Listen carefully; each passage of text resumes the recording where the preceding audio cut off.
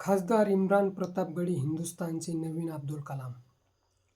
खासदार इम्रान प्रतापगडी राज्यसभेवर महाराष्ट्रातून गेले आहेत, त्यामुळे त्यांना महाराष्ट्रीय समजण्यास काहीच हरकत नाही.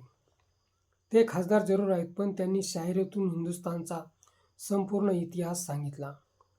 स्वर्गीय राष्ट्रपती अब्दुल कलाम यांनी न बोलताही विज्ञानातून हिंदुस्थानला सलामी दिली. प्रतापगडी यांनी शाहिरीतून त्यांचा कार्याला पावती दिली. जेव्हा लोकांना आपल्या हातात आता काहीच नाही म्हणून तोंड लपविण्याची वेळ येते, तेव्हा इम्रान प्रतापगडी शाहिरीतून तुम्ही कोण होता व आता काय करू शकता याचा ताळेबंद मांडतात. लांडगा आला रे म्हणून आवय उठवणाऱ्यांची आता पंचायत झाली. कारण लांडगा खरेच आला आणि लोकांनी मदत करण्याऐवजी विनोदावर नेलं तर परिणामांना जे सामोरे जातात तेच राऊत किंवा देशमुख, केजरीवाल होतात. पण जे पळ काढतात त्यांना लपायला सुद्धा शेवटी जागा मिळत नाही.